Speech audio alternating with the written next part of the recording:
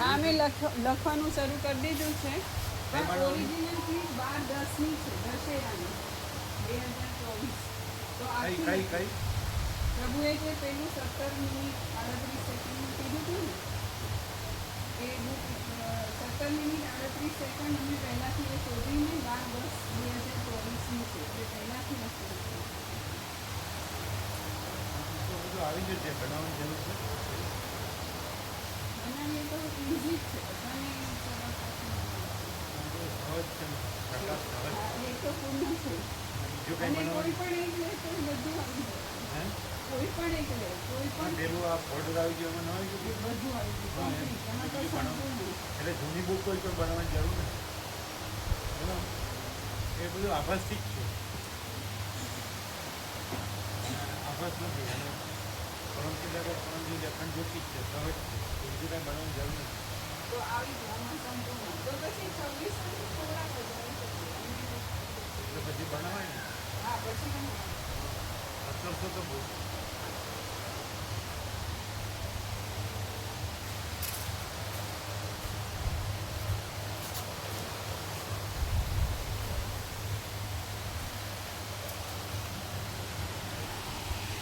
કાંઈ ન બનાવવું હોય તો પછી જનરલ જે વ્યાપક જનરલ કહેવાય છે તો એ 62 છે તો પછી લેવાનું બંધ કરીએ ને ના પ્રભુ એવું નહીં ચાલુ આ બનાવવાનું ચાલુ રાખવાનું સેવા તો કુદરત કરે છે પણ આ બધાને મળે ને નિત્ય દર્શન પૂજા કરતા હોય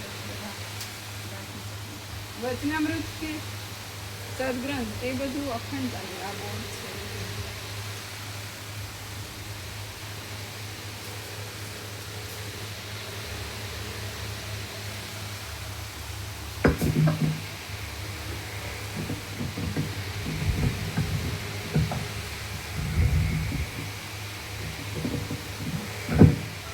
ઓમ બરાબર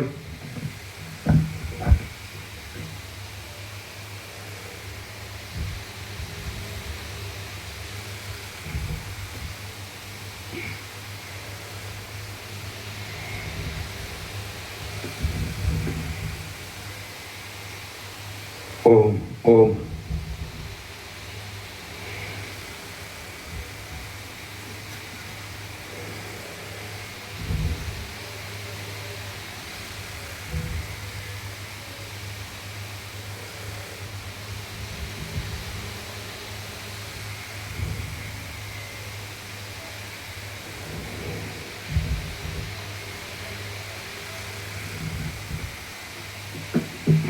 परम चिदाकाश परम ज्योति अखंड ज्योति महाचिदाकाश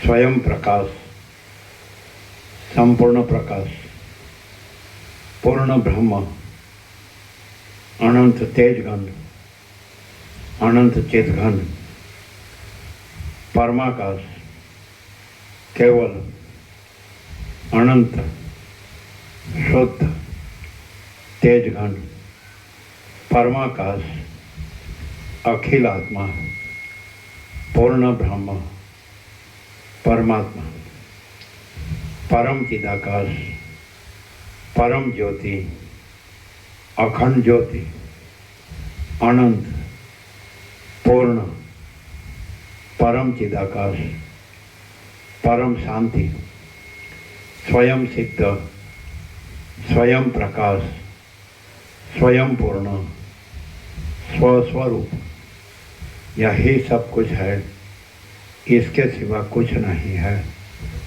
शून्यभास अनंत कोटि महाकल्पो है ही नहीं। महाचिदाकाश स्वयं प्रकाश संपूर्ण प्रकाश महाचिदाकाश ज्योति अनंत अखंड अभेद महाचिदाकाश ज्योति महातत्व महासामान्य महाचिदाकाश स्वसंवेद्य સહજ નિર્વિકલ્પ મહાચિદાકાશ પરમ કૈવલ્ય પરમ શાંતિ પરમ ચિદાકાશ અનંત પૂર્ણ નિરપેક્ષ સત અનંત સંપૂર્ણ अपरिघी निर्भ्रांत निरपेक्ष वसीठराम निर्वण उत्तरार्ध राउंड 39मो राउंड।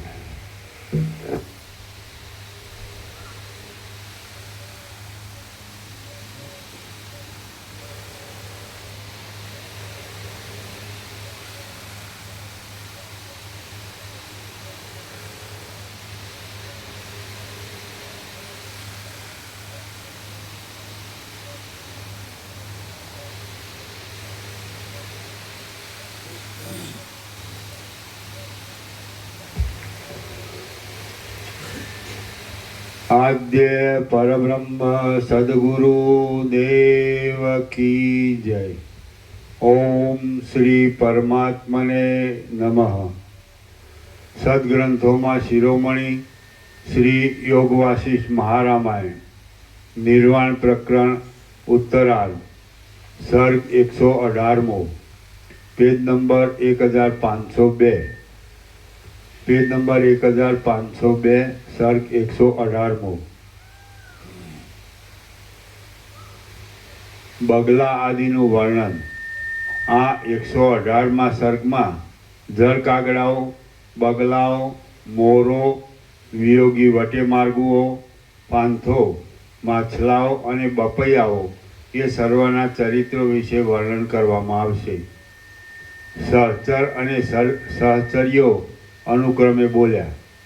आ बगलो साव गुणथी रहित छे पण तेमां एक मोटो गुण रह्यो छे ते आप जुओ। ते प्रावुट प्रावुट एवो अस्फुट अवाज करीने वर्षा ऋतुनुं स्मरण आपे छे।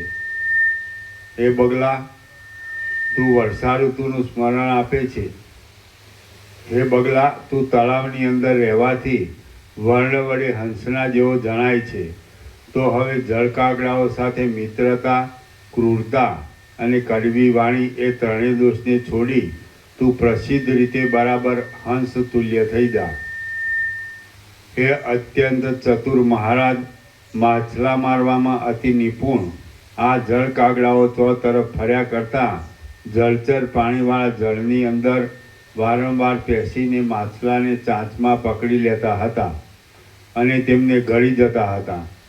परंतु जळकागड़ाओ दैवयोगे आजे कोई कारणथी मरी गयेला मोटा मत्स्योने खाई जता गळाना रोग वडे दुखी थई गया छे अने अत्यंत क्षुधाना समयमां पण हारबंध बेसी रह्या छे। तेओ પાંગડાની પેઠે પોતાની પાસેના અને સુખથી પકડી શકાય તેવા માછલાને પણ પકડી શકતા નથી। આમ જ લોકો સ્વાર્થથી મરવાને તૈયાર થઈ જાય છે એમ જળકાગડો પોતાની ક્રિયાથી સૂચવે છે અને કોઈ દુર્જન મારો એ ગુરુ છે એમ કહી એની સ્તુતિ કરે છે। પોતાની ડોકને ઊંચી કરી રહેલો અને ફેલાવેલી નિર્મળ સુંદર પાંખોવાળો આ હંસ જ આકાશમાં આપણી પાસે ઊભો છે એમ પ્રથમ લોકોએ માની લીધું હતું।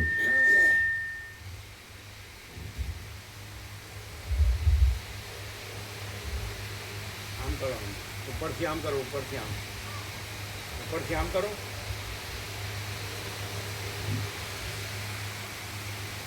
बस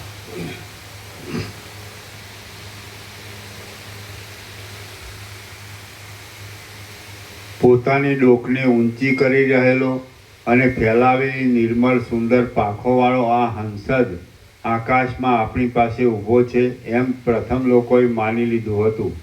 પરંતુ જ્યાં તેણે તળાવના જળમાંથી માછલીઓને પકડવા માંડી ત્યાં સર્વ લોકોને પ્રતીતિ થઈ કે આ તો ખરેખર બગલો જ છે।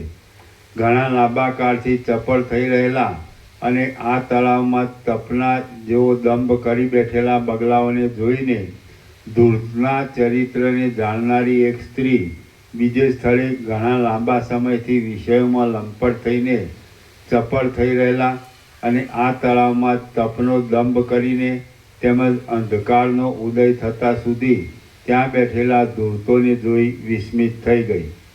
કોઈ સ્ત્રી પોતાના પતિને કહે છે કે આ જળની અંદર ટાઢને ન ગણકારનારી આ ગામડાની સ્ત્રી ધોળા કમળોને લઈ જાય છે અને તમે પણ તેની પછવાડે જવાને ઈચ્છો છો, માટે હું તમારી પ્રિય નથી.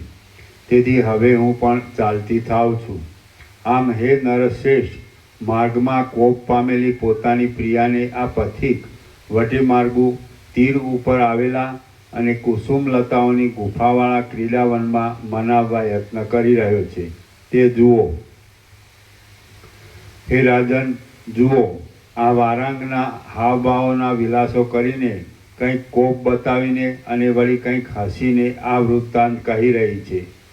બગલાઓ, જળકાગડાઓ અને ભીલ આદિ હિંસક પ્રાણીઓ જો કે એક જ ઠેકાણે રહે છે, તો પણ મૂર્ખો અને વિદ્વાનોની પેઠે તેમને બુદ્ધિનો પરસ્પર મેળ થતો નથી. ખંજન પક્ષીની ચાંચમાં રહેલો કીડો કીટકીટ અવાજ કરે છે અને જાણે પૂર્વકાળમાં સંચય કરેલા પાપથી ઉપરના ભાગમાં ફરક્યા કરતી ધજા હોય એવો દેખાય છે. તળાવના કાંઠા ઉપર આવેલા ઝાડની અંદર રહેલો ચપળ બગલો જ્યાં પોતાનો અવાજ કરે છે, ત્યાં સ્નેહને લીધે જેમ સ્ત્રી પતિના વક્ષસ્થળને પકડી લે છે, તેમ માછલી કાંઈક જળવાળા તળાવના ખાબોચિયામાં ભયને લીધે પોતાના સંપૂર્ણ બળપૂર્વક કૂદી પડે છે અને મરી જઈને પણ નિપુણતાથી પોતાના દેહની રક્ષા કરે છે. કેમ કે આ સંસારમાં કોઈ મોટી આપત્તિ આવી પડે ત્યારે હૃદયનો ભંગ થઈ જઈ મરી ગયા વિના બીજું કશું સુખ આપતું નથી. બગલા, અજગર અને જળકાગડા આદિ પ્રાણીના ઉદરમાં પેઠેલા અને ચાવ્યા વિના તેમણે ગળેલા મત્સ્ય આદિ જીવોના ચિત્તની સ્થિતિ સુષુપ્તિના જેવી એક મૂર્છારૂપ જ છે, એમ હું માનું છું. પોતાની પાસે ઊભેલા જળકાગડાઓ, બગલાઓ, ગીધો, મીંદડાઓ અને સર્પોને જોઈને જળચર જીવોને જે ભય ઉત્પન્ન થાય છે, તેની આગળ વજ્રપાતનો ભય પણ તૃણના જેવો અતિ તુચ્છ છે, એમ પૂર્વજન્મની સ્મૃતિવાળા કોઈ વિદ્વાને અગાઉ મને કહ્યું છે. નેત્રની શોભાના બળથી ભમરાઓ પોતાની પાસે આવે છે, ત્યાં નવા કમળોને અને કેતકીના પુષ્પોને વિખેરી નાખનારા તથા આ તળાવના કાંઠા ઉપર આવેલા વૃક્ષના પુષ્પો વડે સુશોભિત એવા નીચેના પ્રદેશમાં બેઠેલા આ મુગ્ધ મૃગો આપણી પાસે જ ઊભા છે. આપ રાણી આદિ પ્રિયાવર્ગને દેખાડો. મયુર મહાશયપણાને લીધે ઇન્દ્રની પાસે જળની યાચના કરે છે અને ઇન્દ્ર પોતે મહાત્મા હોવાથી તેની યાચના ઉપરથી આખી પૃથ્વીને જળ વડે પૂરી દે છે. આ મયુરો વાછરડાની પેઠે મેઘોને અનુસરે છે. તેથી અનુમાન થાય છે કે મેલાનો પુત્ર મલિન જ હોય છે. મૃગોને જોઈને કોઈ પથિક પોતાની પ્રિયાના નેત્રોનો વિચાર કરવા મંડી પડ્યો અને પોતાની પાસે રહેલા પદાર્થોના સંબંધમાં યંત્રની પુતળીના જેવો જડ થઈ ગયો. મયુર પૃથ્વીના જળનું પાન કરતો નથી અને સર્પને બળાત્કારથી પકડી ખાઈ જાય છે. આમાં સર્પની કાંઈ દુષ્ટતા કારણરૂપ છે કે મયુરને કાંઈ દુષ્ટતા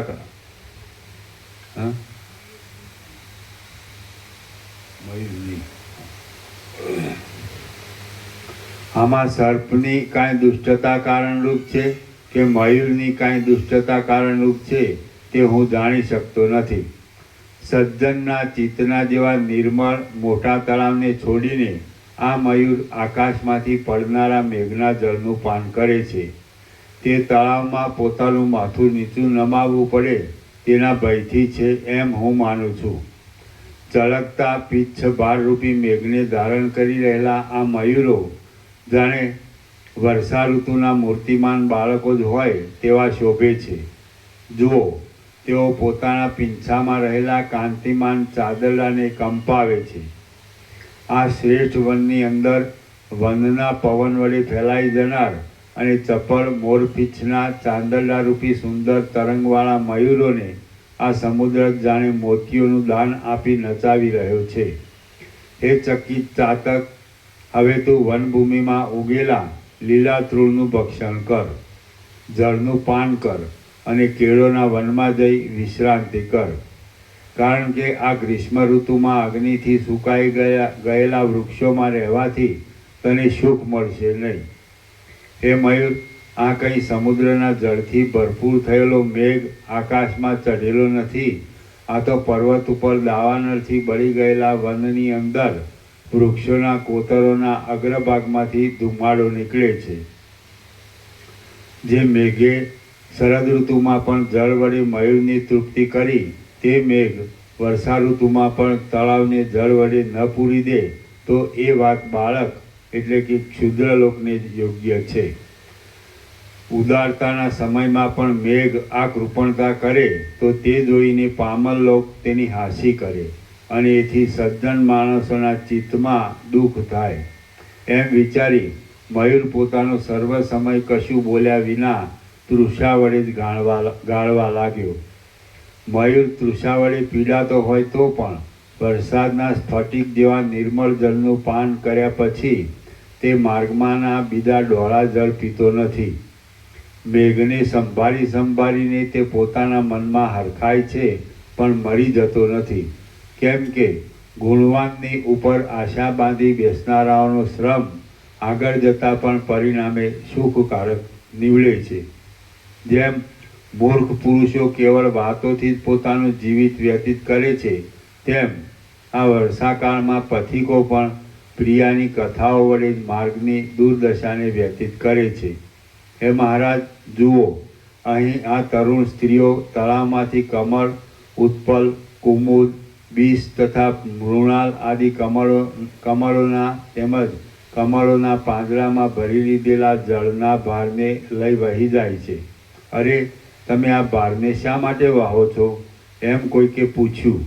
એટલે જુઓ, એ તરુણ સ્ત્રીઓએ ઉત્તર આપ્યો કે હે પથિક, પતિના વિયોગ દુઃખના તાપમાં તપી રહેલી એક પથિકાંગનાની અમે બાળ સખીઓ છીએ. આમ પોતાના પતિમાં રાગ વડે રંગાયેલા ચિત્તવાળી, સ્તનના ભાર વડે ભરેલી અને વિલાસ વડે સુશોભિત અંગને ધારણ કરી રહેલી એ તરુણ સ્ત્રીઓને જોઈને પથિકોએ પોતાને ઘેર રહેલી પોતાની પ્રિયાઓ સાંભળી આવી. તેમાંથી કોઈ પથિક પોતાની પ્રિયાનું સ્મરણ કરી કહેવા લાગ્યો કે સંપૂર્ણપણે જળ વડે ભરેલા મેઘોરૂપી અંધકારથી શ્યામ આકાશને જોઈને અને સારી રીતે વિકસિત થઈ રહેલા તેમના વાદળા અને અંધકારની પેઠે શ્યામ એવા શૂન્ય અને ગહન વનને જોઈને સાચે જ મારી પ્રિયા પ્રલાપ કરે છે એવી કલ્પનાથી તે પૃથ્વી પર મૂર્છા વડે પડી જાય છે અને ચાલતા ચાલતા લથડી પડે છે. ભમરાઓની પંક્તિઓ વડે અને બીજા કમળો વડે વીંટાઈ રહેલા કમળપાત્રમાંથી સ્ત્રવ્યા કરતા મકરંદરૂપી મધ્યનું પાન કરીને મત થઈ રહેલો અને કાંઠા ઉપર આવેલા વૃક્ષોના પાંદડાના નૃત્ય વડે ઉત્પન્ન થતા કોમળ, ગંભીર તથા મનોહર શબ્દના સમૂહ વડે પોતાના ગુણોને સૂચવી આપતો આ વાયુ વાઈ રહ્યો છે. હાય, વિરહીજનને કામોદ્દીપક હોવાથી તે ખરેખર ખેદકારક છે. શ્રી યોગ વાસિષ્ઠ મહારામાયણમાં નિર્વાણ પ્રકરણના હરિણ, મયુર, બક, મુગ્ધાદિ વર્ણન નામનો સર્ગ 118મો સમાપ્ત. સર્ગ 119મો. પથિકના સ્મશાન ગમન સુધીનું વર્ણન. આ 119મા સર્ગમાં કોઈ પથિક પોતાની પ્રિયાને મળતા તેની પાસે તેના વિયોગની થયેલી પોતાની પ્રથમની દશાથી માંડીને ઠેઠ સ્મશાન ગમન પર્યંતની દશાને વર્ણવે છે. સહચરો બોલ્યા, હે મહારાજ, જુઓ, આ પથિક મંદરાચલની નિકુંજને વિશે ઘણા લાંબા કાળે મળેલી પોતાની પ્રિયા આગળ પોતાને વીતેલી વિરહ વિતક કહે છે. તે પથિક કહે છે કે તારો વિયોગ થયા પછી મને એક દિવસ આ જે આશ્ચર્યકારક વૃત્તાંત વીત્યું હતું તે તું સાંભળ. હું હું તારી પાસે દૂત મોકલવા વિચારવા લાગ્યો અને મારા મનમાં કહેવા લાગ્યો, આ મહાપ્રલય કાળના જેવા વિયોગના સમયમાં હું અહીં રહ્યો છું. મારા વૃત્તાંતને સંદેશા રૂપે લઈ જઈ કોણ મારી સ્ત્રીએ કરેલા સત્કારનું પાત્ર થવાને મારે ઘેર જાય? અરે, પારકાના દુઃખની શાંતિ કરવા માટે પ્રીતિપૂર્વક અને સરળતાથી નિરંતર યત્ન કરે એવો કોઈ પુરુષ આ જગતમાં છે જ નહીં. અરે, પારકાના દુઃખની શાંતિ કરવા માટે પ્રીતિપૂર્વક અને સરળતાથી નિરંતર યત્ન કરે એવો કોઈ પુરુષ આ જગતમાં છે જ નહીં. અરે, પારકાના દુઃખની શાંતિ કરવા માટે પ્રીતિપૂર્વક અને સરળતાથી નિરંતર યત્ન કરે એવો કોઈ પુરુષ આ જગતમાં છે જ નહીં. અહો, મને સાંભળ્યું. શિખરને વિશે રહેલો આ મેઘ પરદુઃખની શાંતિ કરવાના ગુણથી સંયુક્ત છે. કામદેવના ઘોડાની પેઠે તરત જ મારે ઘેર જઈ શકે તેમ છે. પરોપકાર કરવામાં બહુ રસિક છે અને વીજળી રૂપી સ્ત્રી સાથે અહીં ઊભો છે. હે ભાઈ મેઘ, તું ગુણવાન છે તો તને યોગ્ય એવા અને પોતાના કંઠમાં ગુણ પ્રત્યંચાને ધારણ કરી રહેલા ઇન્દ્રધનુષ્યને ગ્રહણ કરીને તું મારી પ્રિયા પાસે જજે અને જળતા જળબિંદુઓવાળા તારા શીતળ પવનો વડે તેને પ્રથમ આશ્વાસન આપજે. પછી હે સુંદર આકાશગામી, તું મારો સંદેશો પહોંચાડવા માટે મંદ મંદ ગર્જના કરજે. માત્ર એક બે ઘડી તું દયા કરજે, કેમ કે આંસુથી ભરપૂર આંખોવાળી મારી એ બાલપ્રિયા કુમળા કમળના જેવી કોમલાંગી છે અને તે તારી ગાઢ ગર્જનાને જીરવી શકે એમ નથી. હે મેઘ, મારા હૃદયાકાશમાં ચિત્તરૂપી શલાકા વડે મારી પ્રિયાને આલેખીને તેને આલિંગન કર્યું હતું, છતાં તે મારી સુશીલ પ્રિયા હમણાં અહીંથી કોણ જાણે ક્યાં ચાલી ગઈ તે હું જાણી શકતો નથી. હે કોમલાંગી પ્રિયા, મેઘને મેં આ પ્રમાણે કહ્યું અને તારા વિયોગની ચિંતાથી મારી બુદ્ધિ પરવશ થઈ ગઈ. મારા મનની કલ્પના પણ અંદર લીન જ થઈ ગઈ. મારી સ્મૃતિ પણ તારી સાથે જ કોણ જાણે ક્યાંય જતી રહી. એ સ્મૃતિનો લોપ થઈ જવાને લીધે મારું શરીર પરવશ બની ગયું. મારા અંગો લાકડું અને ભીંતના જેવા જડ થઈ ગયા, કેમ કે વિરહના કલેશથી થનારા પરાભવને કોણ સહન કરી શકે? મને પછી તેવી સ્થિતિમાં જોઈને પથિકોનો સમૂહ ભેગો થઈ ગયો અને મોટા આરંભ વડે હાહાકાર શબ્દ કરતી પથિકાંગનાઓએ આવી જબ્બર છાતી કૂટવા માંડી. ત્યાં અરે અરે, હાય હાય, ખરેખર કષ્ટ છે કે આ પથિક મરી ગયો એવો કોલાહલનો ધ્વનિ ઉત્પન્ન થઈ ગયો અને તેમાં કેટલાકના તો દુઃખને લીધે ગાંઠા બેસી ગયા તથા પોતાના આર્ત પ્રલાપો કરીને તેઓ મેઘનો તિરસ્કાર કરવા લાગ્યા. પછી તે પથિક લોકોએ આ મરી ગયો છે એવો નિશ્ચય કરીને અને આંખોમાં આંસુ લાવીને શબને યોગ્ય એવી ગંધ પુષ્પાદી પૂજાદીની રચના કરી. તેમણે લાકડા એકઠા કર્યા. પછી તેઓ મને બાળવા માટે અતિ ભયાનક સ્મશાન ભૂમિમાં લઈ ગયા. તે સ્મશાન બળ્યા કરતી ચિતાઓના થયા કરતા અનેક તલતલાટના સ્ફુટ અવાજથી મહા ઉદ્વેગ ઉત્પન્ન કરે એવું હતું. હે કમળમુખી, પછી ત્યાં આંસુ વડે પૂર્ણ એવી આંખો તથા પાપણોવાળા કેટલાયક પથિકોએ મને ચિતારૂપી શહેરમાં સુવાડ્યો. હવે બંધાઈ ગયેલા લોકોના ટોળાની પેઠે ચારે બાજુ પોતાની રેખાને પ્રસારી રહેલા, ધુમાડાના ઉદ્ગારથી જટિલ થઈ રહેલા અને મદોન્મત મૃત્યુના મસ્તક ઉપર રહેનારા ઉત્તમ ચૂડામણીની જેમ પ્રકાશી રહેલું અગ્નિરૂપી સુવર્ણ એક અંશ માત્ર દેખાવા લાગ્યું. તે સમયે કમળના જેવી કોમળ, કાળી, લંબાઈથી અને સંકોચથી વક્રતાવાળી અને ગરમ મિજાજની નાની નાગણી જેમ કોઈ નોળિયાએ ભયભીત કરવાથી પૃથ્વીના છિદ્રમાં પ્રવેશ કરે તેમ કમલલતાના જેવી કોમળ, કાળી, ઉષ્ણતાવાળી અને લંબાઈથી તથા સંકોચથી વક્રગતિવાળી ધૂમ્રલેખા મારા નાસિકાના છિદ્રમાં તથા ગળાના રંધ્રમાં સત્વર પ્રવેશ કરવા તૈયાર થઈ ગઈ. જેમ વજ્રના જેવા દ્રઢ શરીરવાળા બ્રહ્મા સર્વ ઉપર દ્રઢતાથી પડનાર મૃત્યુના બાલાઓના સમૂહથી પીડિત થતા નથી, તેમ મારા સંકલ્પરૂપી અમૃતપાનના બખ્તર વડે રક્ષાયેલો હું એ ધુમાડાના ગોટાથી પીડિત થયો નહીં. ત્યારે તું મારા હૃદયરૂપી ઘરમાં મારી પાસે જ બેઠી હતી તથા કામદેવની એક નદી રૂપ હતી. તારામાં જ હું ચિત્તવૃત્તિ દ્વારા મગ્ન થઈ ગયો હતો. ત્યારે અગ્નિ વડે બળવાથી મારા મર્મસ્થળો જો કે કપાઈ ગયા જેવા થઈ રહ્યા હતા, તો પણ હું તેની વેદના સુદ્ધાને સ્ફુટ રીતે જાણી શક્યો ન હતો. હે કોમલાંગી, એ સમયે મૂર્છિત અવસ્થામાં મેં હૃદયને વિશે તારી સાથે એવું તો લીલા ભરપૂર ઉત્તમ સુખ અનુભવ્યું હતું કે આપણે જાણે અમૃતના પ્રવાહમાં મગ્ન થઈ રહ્યા હોઈએ એમ લાગતું હતું. અને આ ત્રૈલોક્યના આધિપત્યનું સુખ પણ તેની આગળ મને મર્મ પ્રહાર જેવું અત્યંત તુચ્છ જ જણાતું હતું.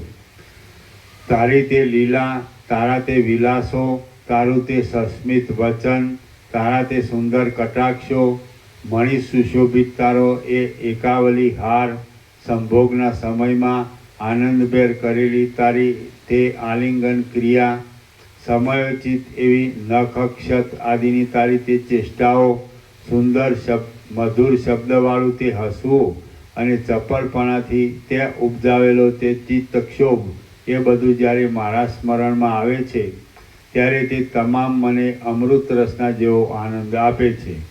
આમ હે બાલા, તારા સમાગમમાં આવી હું સંભોગ વડે થનારા સુખરૂપી રસાયણથી અતિ તૃપ્ત થઈ ગયો અને શ્રમથી રહિત થયો. એટલે શરદ ઋતુના શીતળ તથા નિર્મળ કાંતિવાળા ચંદ્રબિંબના જેવી કોમળ શૈયામાં હું સૂઈ ગયો. એ સમયે ચંદનના ગારા જેવા શીતળ અને લાંબા ચંદ્રખંડમાંથી અસંભવિત વજ્ર સશબ્દ ઉત્પન્ન થાય તેમ મારી શૈયામાંથી ચિતામાં પ્રજ્વલિત થઈ રહેલો અગ્નિ સશબ્દ ઉત્પન્ન થયો. વડવાનલ જેમ ક્ષીરસાગરમાં વ્યાપી વળે છે તેવી રીતે તે અગ્નિ મારા સકળ અંગોમાં વ્યાપી વળ્યો હતો એમ મારા જોવામાં આવ્યું હતું. એ મહારાજ, ઉપર પ્રમાણે પોતાનો પતિ કહેતો હતો તેટલામાં તો એ મુગ્ધ સ્ત્રી પોતાની મુગ્ધતાને લીધે ખરેખર પોતાના પતિનું મરણ થયેલું માનીને હાય હું મરી ગઈ એમ બોલી મૂર્છિત થઈ ગઈ. આ પથિક પોતાની એ પ્રિયાને જળથી તથા કમલિનીના પાંદડાના વીંઝણાથી આશ્વાસના કરે છે,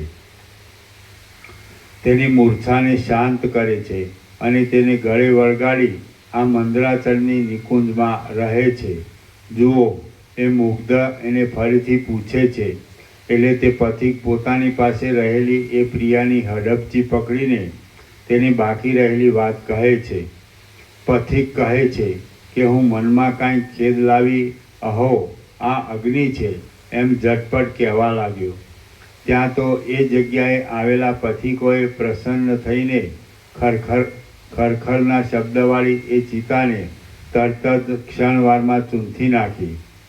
પછી તે પથિકો મને જીવતો થયેલો જોઈને હર્ષ વડે ચપળ તાળીઓના વિલાસરૂપી વાજા વગાડવા લાગ્યા અને તેમણે મને ચિતામાંથી ઉઠાડી મંગળ માટે અનેક વૃક્ષ મંજરીઓના મુકુટ વડે પૂર્ણ કરી દીધો. હવે તેઓ સર્વ મને આલિંગન કરવા લાગ્યા અને તરફથી સારી રીતે વીંટી વળવા લાગ્યા. હર્ષથી અવાજ કરવા લાગ્યા, હસવાને ગાવા લાગ્યા, નાચવા લાગ્યા અને ઘૂમવા લાગ્યા.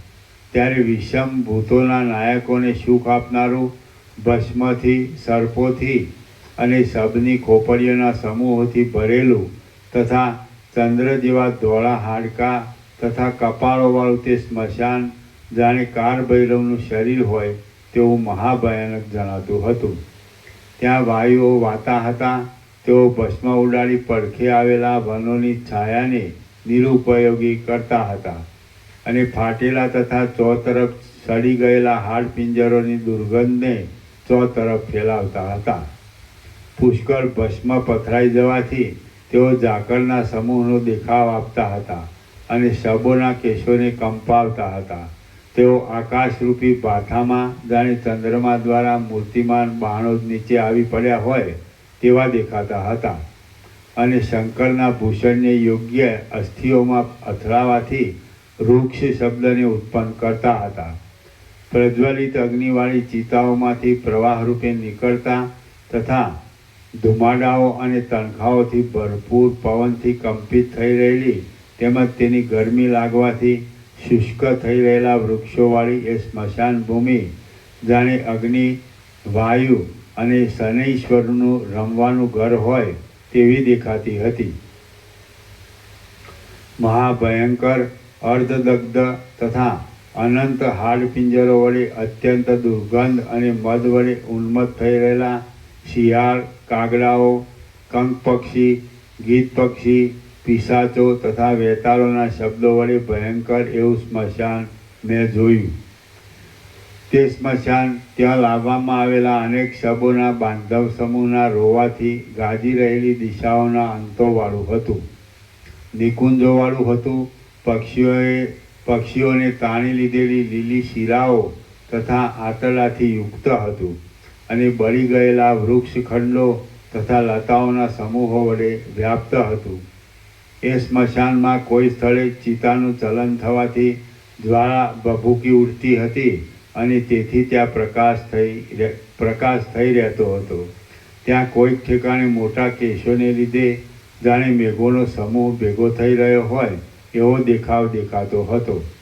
વળી કોઈક ઠેકાણે ત્યાં પર્વતના ભાગને છોડી દઈ પૃથ્વીનો બીજો બધો પટ જાણે રુધિરથી સિંચાઈ રહ્યો હોય એમ જણાતું હતું અને ક્યાંક તો તે સ્મશાન રાત્રિએ ગાજી રહેલા મેઘ જેવું જણાતું હતું. શ્રી યોગવાસિત મહારામાયણમાં નિર્વાણ પ્રકરણના ઉત્તરાર્ધનો પથિક વિરહ વૃત્ત વર્ણન નામનો સર્ગ 119મો સમાપ્ત. સર્ગ 120મો વાયુ, વૃક્ષ તથા ભ્રમર ઇત્યાદિનું વર્ણન. આ 120મા સર્ગમાં વાયુઓ, વૃક્ષો, ભમરાઓ, વનપંક્તિઓ, દેવાંગનાઓ, સમુદ્રના તરંગો અને ગરુડ પક્ષીઓ આદિનું વર્ણન કરવામાં આવશે. સહચરો બોલ્યા, હે કમળનયન, આવી બીજી પણ કથા કરી રહેલા આ મહાન દંપતી હમણાં ઉત્તમ મદ્યપાન કરવાની તૈયાર થઈ રહેલા છે. તે આપ જુઓ. કેળના કંદમાં ઢંકાઈ રહેલા સ્વચ્છ ગુચ્છાઓને વિકસાવવામાં નિપુણ અને પુષ્પોના કેસરાઓથી સુશોભિત આ વિવિધ વાયુઓ વાઈ રહ્યા છે. વળી વનમાંથી નીકળતા અનેક પ્રકારના સુગંધોથી પુષ્ટ થયેલા પરસેવાના બિંદુઓને પી જનારા અને સ્ત્રીઓના વિંખાઈ ગયેલા કેશોને શોભા આપનારા વાયુઓ હમણાં વાય છે. સિંહોની પેઠે કુલાચલ પર્વતની ગુફાઓ રૂપી ઘરમાં પ્રવેશ કરીને ભમ્યા કરતા આ ખારા સમુદ્રના પવનો દૈત્યોના જેવા વેગે અહીં ગતિ કર્યા કરે છે.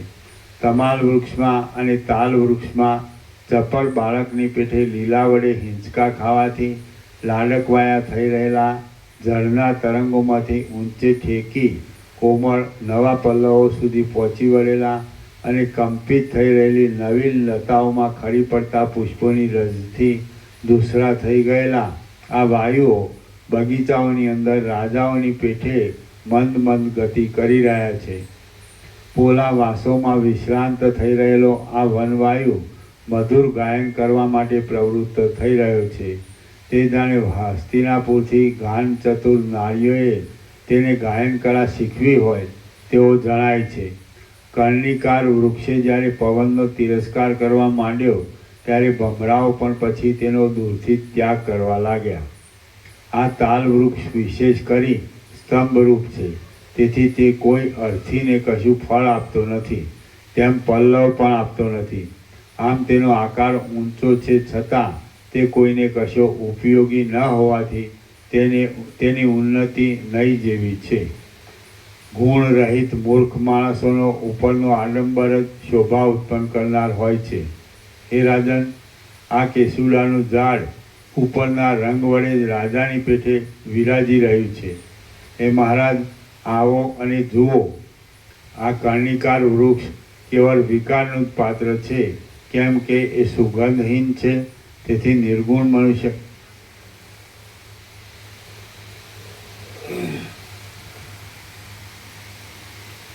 હે મહારાજ, આવો અને જુઓ. આ કર્ણિકાર વૃક્ષ કેવળ વિકારનું જ પાત્ર છે, કેમ કે એ સુગંધહીન છે. તેથી નગુણા મનુષ્યની પેઠે તેનાથી કોઈનું કશું પણ કાર્ય સરતું નથી. ચપળ મંજરીઓની ઝાડરૂપી વીજળીઓની સાથે રહેલું આ કાળું તમાલ વૃક્ષ ચાતકને ખાલી મેઘની ભ્રાંતિ ઉત્પન્ન કરે છે.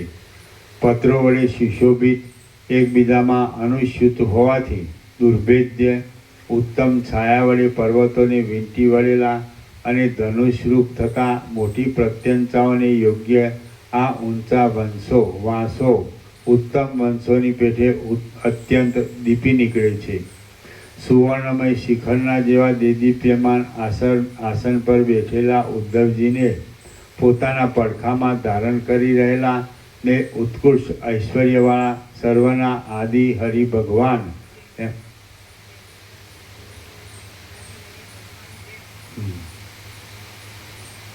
સુવર્ણમય શિખરના જેવા દેદીપ્યમાન આસન પર બેઠેલા ઉદ્ધવજીને પોતાના પડખામાં ધારણ કરી રહેલા ને ઉત્કૃષ્ટ ઐશ્વર્યવાળા સર્વના આદિ હરિ ભગવાનની જેમ ચપળ પીળા વસ્ત્ર ધારણ કરે છે, તેમ સુવર્ણમય શિખરરૂપી આસન ઉપર બેઠેલા પવનરૂપી વ્યાધિને પોતાની પાસે ધારણ કરી રહેલો અને ઉપરના ભાગમાં આકાશની અંદર થયેલો આ ઉત્તમ મેઘ વીજળીઓ વડે ક્ષોભવાળા પીળા આકારને ધારણ કરી રહ્યો છે. પ્રવેશ કરતી વખતે અને નીકળતી વખતે વ્યગ્ર થઈ રહેલા ગતિમાન પક્ષીઓના જેવા ચપળ ભમરાઓ વડે રમણીય આ ખાખરો વૃદ્ધિના પ્રવાહ વડે રાતા થઈ રહેલા કોઈ વીર યોદ્ધાઓના જેવો લાલ દેખાય છે. મંદાર વૃક્ષોની મંજરીઓના સમૂહો વડે પીળા દેખાતા વાદળાના નિવાસરૂપ આ મહેન્દ્રાચલ પર્વતના શિખર ઉપર ગંધર્વરૂપી કામી પુરુષો મત્ત બની જઈ સૂઈ રહેલા છે. હે મહારાજ, કલ્પવૃક્ષના વનની છાયામાં વિશ્રાંતિ લઈ રહેલા અને વિશેષે કરી વીણા આદિ વાદ્યો વડે યુક્ત એવા આ સિદ્ધ તથા વિદ્યાધર આદિ પથિકો ગાન કરે છે, તે આપ જુઓ. આ કલ્પવૃક્ષના વનમાં પલ્લવે પલ્લવે વિશ્રાંતિ લઈ રહેલી સુર સુંદરીઓ ગાય છે અને હસે છે, તે આપ જુઓ. કોમળ મંદિરોવાળા મંદરાચળને વિશે મંદપાળ નામના ઉદાર મુનિનું આ મંદિર છે. તેની ભાર્યા ગીધ જાતિની પક્ષીણી છે. સર્વ ઋતુઓમાં પુષ્પો વડે અને વૃક્ષો વડે સુશોભિત રહેનારી મુનિઓની આ આશ્રમ શ્રેણીને જુઓ. તેની વિશે અન્યોન્ય વેરવાળા સિંહ અને હાથી તથા નોળિયા અને સર્પ ઇત્યાદિ પ્રાણીઓ પોતાના સહજ વેરને છોડી દઈ ક્રીડા કરે છે. પરવાળાના વૃક્ષો સાથે મિશ્ર થઈ ગયેલી અને સમુદ્રના કાંઠા ઉપર આવેલી લતાઓના પલ્લવોમાં પડેલા આ જળબિંદુઓ પોતાની અંદર પ્રતિબિંબિત થઈ રહેલા સૂર્યનારાયણને લીધે અત્યંત ચમક્યા કરે છે. જેમ વિલાસિનીઓ પોતાના વિલાસી પતિના વક્ષસ્થળમાં ક્રીડા કરે છે, તેમ સમુદ્રના તરંગો પણ પોતાની ચકરીઓના વ્યાપારથી રત્નોની અને માણેકની ખાણોમાં ક્રીડા કરે છે. નાગલોકની સ્ત્રીઓના જવા આવવાથી ઉત્પન્ન થયેલો આભૂષણોનો દિવ્ય જણજણાટ આકાશમાંથી નીચે સંભળાય છે, તે આપ સાંભળો. આ પર્વત ઐરાવત હાથીની સ્થાન ભૂમિરૂપ છે અને તેની આ ગુફા તે હાથીના ગંડસ્થળથી ભ્રષ્ટ થયેલી મદોન્મદ ભમરીઓના શબ્દો વડે જાણે ગાયન કરતી હોય તેવી દેખાય છે. કૃષ્ણ પક્ષમાં પ્રતિદિન હરાશ પામનાર દુર્બળ ગાત્રવાળા સમુદ્રની આ કૃષ્ણ પક્ષના અંતને સૂચવનારી રેખારૂપ પંક્તિઓ તેના નિવાસરૂપ તટમાં જોવામાં આવે છે. સુગંધરૂપી સુગંધી શ્વાસવાયુને ધારણ કરનારી સુંદર છાયા વડે શીતળ અંગવાળી એકાંતમાં પોતાના આકારને બતાવનારી અનેક પ્રકારના પુષ્પો વડે ભરેલી વનની રચનારૂપી સુંદર વસ્ત્ર વડે સુશોભિત, ઝરણારૂપી નિર્મળ હાસ્યવાળી અને પુષ્પોરૂપી બિછાનાને પાથરી રહેલી આ વનરૂપી વિલાસિની ધન્ય છે. ઉદાર બુદ્ધિવાળા દેવો ઉપશાંત શબ્દવાળી શુદ્ધ વનભૂમિમાં જેવા રમે છે તેવા નંદનવનમાં પણ રમતા નથી. આ એકાંતની રમ્ય વનભૂમિઓ સારી પેઠે વૈરાગ્યવાળા મુનિના ચિત્તને તેમજ સંસાર તરફ આસક્તિ રાખનાર વિષય પુરુષના ચિત્તને એમ બેઉને સમાન રીતે જ રમાડે છે. ચરણ જેમ નુપુર વડે શોભે છે અને અવાજ કરે છે, તેમ જળ વડે ધોવાયેલા શિખરવાળા અને સમુદ્રના તટ ઉપર આવેલા પર્વતોના પ્રત્યંત પર્વતો તળેટીઓ રત્નોના સમૂહ વડે શોભે છે અને અવાજ કરે છે. પુન્નાગના વૃક્ષો ઉપર વિશ્રાંત થઈ રહેલા અને સુંદર સુવર્ણના જેવા કાંતિમાન ગરુડ પક્ષીઓ આકાશમાં રહેલા દેવતાઓના સમૂહ જેવા શોભે છે. ભમરાઓ તથા મેઘોરૂપી ધુમાડાવાળા અને વિકસિત થઈ રહેલા ચંપક વૃક્ષોના વનો વડે સુશોભિત પર્વતો પવન વડે કંપે છે. જુઓ, તેઓ જાણે બળતા હોય તેમ દેખાય છે. કણેરના ઝાડની ઉપરની શાખાને હિંચકાવતા કોકિલને જોઈને તેની પ્રિયા કોકિલા ચપળતાથી તેને આલિંગન કરે છે અને મધુર ગાયન કરવા લાગે છે. હે મહારાજ, આ ખારા સમુદ્રની તટભૂમિઓ કોલાહલ સાથે હાલમાં ભેટ રાખી ઊભેલા રાજાઓ વડે ભરેલી છે. તે આપ જુઓ.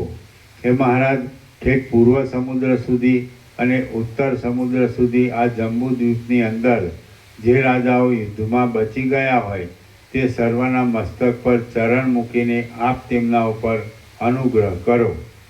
તે દેશની ભૂમિની રક્ષા માટે પ્રત્યેક દિશામાં નીતિશાસ્ત્ર પ્રમાણે સમાધાનપૂર્વક આપ શાંત બુદ્ધિથી વ્યવસ્થા કરવા આજ્ઞા આપો. અસ્ત્ર આપો અને મદદ માટે આપનું સર્વ સૈન્ય પણ આપો. શ્રી યોગ વાસિષ્ઠ મહારામાયણમાં નિર્વાણ પ્રકરણના ઉત્તરાર્ધનો દિગંતર વૃત્તિ વાયવ્યાદિ વર્ણન નામનો સર્ગ 120મો સમાપ્ત. સર્ગ 121મો દેશોની મર્યાદાનું સ્થાપન. આ 121મા સર્ગમાં વિપચિત રાજાઓ દેશોની મર્યાદા બાંધી અગ્નિ પાસે જશે અને અગ્નિના વરદાનથી તેઓ દિશાઓના અંતો જોવા નીકળશે એ વિશે વર્ણન આવશે. વશિષ્ઠ બોલ્યા, પછી તે વિપચિત રાજાઓ સમુદ્રના તટોની ભૂમિ ઉપર બેઠા અને મંત્રીઓના કહેવા પ્રમાણે રાજ્ય સંબંધી સર્વ પ્રયોજન કૌંસમાં દેશની મર્યાદા બાંધવી વગેરે કરવા લાગ્યા. પછી તેમણે ત્યાં જ પોતાની નિવાસ ભૂમિ કલ્પી લઈ સ્થિતિ કરી અને ક્રમ પ્રમાણે નિર્બાધપણે દેશની મર્યાદા પણ બાંધી. પછી શ્રીમાન સૂર્યનારાયણ જાણે વિપચિત રાજાના પ્રતાપનું વર્ણન કરવા માટે લોકાંતરમાં જતા હોય તેમ સમુદ્રની અંદર પ્રવેશ કરી બીજા લોકાંતરમાં ચાલ્યા ગયા. ત્યાં મેઘરેખાના જેવી શ્યામ રાત્રિ વિસ્તરવા લાગી. એટલે દિવસમાં પોતપોતાનું યોગ્ય કાર્ય કરી રહેલા વિપચિત રાજાઓ પણ પોતાની શૈયામાં સૂતા. નદીના પ્રવાહોની પેઠે ઠેઠ સમુદ્ર સુધી ઘણે દૂર આવી ચડેલા એ વિપચિત રાજાઓ વિસ્મય વડે આકુળ ચિત્તવાળા થઈ ગયા અને પોતાના ચિત્તમાં આ પ્રમાણે વિચાર કરવા લાગ્યા. અહો, દેવતાઓના પણ દેવરૂપ અગ્નિના પ્રતાપથી આપણે આપણા દિવ્ય વાહનો વડે પ્રયાસ વગર જ ઘણા છેટે આવી પહોંચ્યા છીએ. આ વિસ્તારવાળી દ્રશ્યની શોભા ક્યાં સુધી પથરાઈ રહી હશે? આ જંબુદ્વીપ પછી લવણ સમુદ્ર આવેલો છે, ત્યાર પછી વળી પ્લક્ષ દ્વીપ આવેલો છે અને ત્યાર પછી પાછો મોટો ખારા સમુદ્રથી બમણા વિસ્તારવાળો ઇક્ષુરસ સમુદ્ર રહેલો છે. એ સમુદ્ર પછી પણ દ્વીપ આવેલો છે અને તેના પછી પાછો સમુદ્ર છે. એવી રીતે 7 સમુદ્ર અને 7 દ્વીપને અંતે શું હશે અને ત્યાર પછી પણ શું હશે? આ દ્રશ્યરૂપી માયા કેવડી અને કેવી હશે? આ સર્વ વાતનો નિર્ણય કરવા માટે આપણે અગ્નિદેવની પ્રાર્થના કરીએ. અને તેમના વરદાનના પ્રભાવથી આપણે સર્વ દિશાઓને ઠેઠ તેના છેડા સુધી ચિત્તમાં કશો ખેદ લાવ્યા વિના જોઈએ. ઉપર પ્રમાણે ચિત્તમાં વિચાર કરીને તે વિભજિત રાજાઓએ પોતપોતાના સ્થાનમાં રહી એક જ સમયે ભગવાન અગ્નિનારાયણને બોલાવ્યા. એટલે તે ભગવાન અગ્નિના સાકાર રૂપે દર્શન થયા. અગ્નિએ તેમને કહ્યું, હે પુત્રો, તમે વર માગો. વિપક્ષિત રાજાઓ બોલ્યા, હે દેવશ્રેષ્ઠ, આ દેહની ગતિ જ્યાં ન પહોંચી શકે ત્યાં મંત્રદેહથી, કૌંસમાં મંત્રથી શુદ્ધ થયેલા દેહથી, અને તે પણ જ્યાં ન પહોંચી શકે ત્યાં મનથી અમે અમારા આ પંચભૂતાત્મક દ્રશ્યને જોઈએ. તેમજ પ્રત્યક્ષ અનુમાન અને શબ્દ આદિથી જે સિદ્ધ થઈ શકે છે તે સર્વ અમે જોઈએ.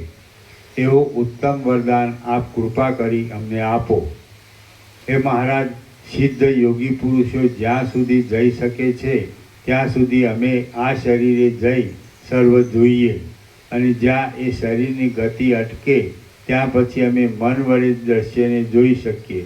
વળી અમે જ્યાં સુધી સિદ્ધ યોગીઓની ગતિ પહોંચે ત્યાં સુધી તેને માર્ગે ગતિ કરીએ. અમારું વચમાં મૃત્યુ ન થાય, અને જે માર્ગમાં દેહની ગતિ ન થઈ શકે તેમાં અમારું મન જ ગતિવાળું થાય. વશિષ્ઠ બોલ્યા, ભલે તેમ થાઓ. એમ કહી અગ્નિદેવ સત્વર જાણે વડવાના રૂપે સમુદ્રમાં જવાને ઉતાવળા થઈ રહ્યા હોય તેમ તરત જ અદૃશ્ય થઈ ગયા. એ પ્રમાણે વરદાન આપી અગ્નિ ચાલ્યા ગયા. પછી રાત્રિ આવી અને તે પણ થોડો સમય રહી ચાલી ગઈ. પછી પાછો સૂર્યનો ઉદય થયો અને વિપક્ષિત રાજાના ચિત્તમાં સમુદ્રનું ઉલ્લંઘન કરવાની ધીર ઈચ્છા પણ ઉદય પામી. શ્રી યોગ વાસિષ્ઠ મહારામાયણમાં નિર્વાણ પ્રકરણના ઉત્તરાર્ધનો વિપક્ષિત વર્ણન નામનો સર્ગ 121મો સમાપ્ત. સર્ગ 122મો. સમુદ્રમાં ચારે વિપક્ષિત રાજાઓ પગથી ચાલ્યા. આ 122મા સર્ગમાં સમુદ્રના તરંગોમાં પગ વડે ચાલનાર વિપક્ષિત રાજાઓનું સમુદ્રના આવર્ત અને મગરમચ્છ આદિનું વિદારણ કરી નીકળી જવા વિશે સારી રીતે વર્ણન આવશે. વશિષ્ઠ બોલ્યા, પછી તે વિપક્ષિત રાજાઓએ પ્રાતઃકાળમાં ઉઠીને શાસ્ત્ર અનુસાર પૃથ્વીની સારી રીતે વ્યવસ્થા કરી. હવે દિશાઓના અંત જોવાની અત્યંત ઉત્કંઠાને લીધે તેમના દેહમાં જાણે ગ્રહાદિકનો આવેશ આવી ગયો. મુખ્ય મંત્રીઓએ તેમને જાણે વાર્યા, છતાં આંસુવાળા મુખો વડે આક્રંદ કરી રહેલા પોતાના સર્વ પરિજન વર્ગને તેમણે પાછો વાળ્યો. તેઓ તો સ્નેહરહિતપણાથી અભિમાન, માત્સર્ય, લોભ, શત્રુઓથી પરાભવ થવાનો મોટો ભય અને સ્ત્રી, પુત્ર, ધન વગેરેની એષણા આદિને પણ છોડીને અમે સમુદ્રને પેલે પાર જઈ દિશાઓના અંત જોઈ પાછા ક્ષણ માત્રમાં ચાલ્યા આવીશું એમ કહેતા ત્યાંથી ચાલી નીકળ્યા. આમ તેમણે પોતાની મંત્ર શક્તિ વડે ભૂમિ, જળ આદિ મહાભૂતોનો જય કરી લેવાથી સિદ્ધપણાને પામેલા પોતાના પગ વડે જ સમુદ્રમાં ચાલવા માંડ્યું. તે વખતે પ્રત્યેક દિશામાં રહેલા તેમના અનેક ભૃત્યોમાંથી કેટલાયક અત્યંત સ્નેહને લીધે તેમની સાથે જ સમુદ્રમાં પ્રવેશ કરતા હતા. આમ તે સેવકો યથાશક્તિ અનુગમન કરતા હતા, અને એ વિપક્ષિત રાજાઓ પગપાળા સમુદ્રના જળમાં ચાલતા હતા. જાણે જમીન ઉપર પગ રાખ્યા હોય તેમ જળના તરંગોના સમૂહ ઉપર પોતાના પગ રાખીને તે ચારેય વિપક્ષિત રાજાઓ પોતે એકલા જ સમુદ્રને તરી જવાનો ઉદ્યોગ કરવા લાગ્યા, અને પોતાની સેનાથી અત્યંત વેગળા પડી ગયા. પગે પંથ કરીને સમુદ્રની અંદર બેઠેલા તે વિપક્ષિત રાજાઓ જ્યાં સુધી શરદ ઋતુના આકાશના નાના વાદળાની પેઠે અદૃશ્ય ભાવને પ્રાપ્ત ન થયા ત્યાં સુધી કાંઠે રહેલા મનુષ્યોને તે જોવામાં આવ્યા. બાંધેલા મધ્ય બંધનને ખેંચી જનારા હાથીની પેઠે સમુદ્રમાં પગપાળા જતા તે વિપક્ષિત રાજાઓ પોતાના દ્રઢ નીચે વડે પોતાનો પંથ કાપવા લાગ્યા. પર્વતના જેવું તરંગોનું ઉછળવું અને સમવું થવાથી જળ તરંગોની શોભા ઊંચી નીચી થતી હતી અને તેઓ તેને પણ હરી લેતા હતા. આથી તેઓ સમુદ્રના મંથન સમયના હરી જેવા દેખાતા હતા. ચંચળ અને જળપાન વડે મત્ત થઈ રહેલા વાદળા પોતાનામાં ચંદ્રમંડળ પેસવાથી જેમ શોભી રહે છે, તેમ જળની ઘુમરીઓ તે રાજાઓના પેસવાથી શોભી રહી હતી. જળની એ ઘુમરીઓમાં તે વિપચિત રાજાઓએ સંભ્રમ રહિત ઘણા લાંબા કાળ સુધી ઘાસની પેઠે ભ્રમણ કર્યું. એ રાજાઓ મંત્રવિદ્યાના બળથી તથા પોતાના પરાક્રમથી દુર્જય હતા. તેઓ હાથમાં શસ્ત્રને ધારણ કરી રહ્યા હતા. તેમને કોઈ ઠેકાણે અત્યંત મદોન્મત્ત અથવા પ્રમાદી મગરમચ્છો પ્રથમ ગળી જતા હતા અને પછી પચાવી જવાની શક્તિ ન હોવાથી તેમના દેહને પાછા ઓખી કાઢતા હતા. જળના તરંગોમાં વિશ્રાંતિ લઈ રહેલો પવન એ વિપચિત રાજાઓના દેહને પલકવારમાં વારંવાર સેંકડો યોજન સુધી તાણી જતો હતો અને પાછો ખેંચી લાવતો હતો. તેઓ જળના તરંગોરૂપી હાથી ઉપર ચડ્યા હતા. તેથી જાણે પોતાના રાજ્યની અંદર હાથીઓની પીઠ ઉપર બેઠેલા હોય તેવી તેમની શોભા જણાતી હતી. વિસ્તારવાળી તરંગોની ઘટાઓરૂપી શિલાપીઠનું વિદારણ કરવામાં અને તેને નીચે લઈ જવામાં વપરાયેલી ચતુરાઈને લીધે જાણે જળરૂપી વાદળામાંથી પવનને લીધે ઉદ્દીપિત થઈ રહેલી વીજળી જ બહાર નીકળતી હોય, એમ એ વિપચિત રાજાનું જળમાંથી બહાર નીકળવું થતું હતું.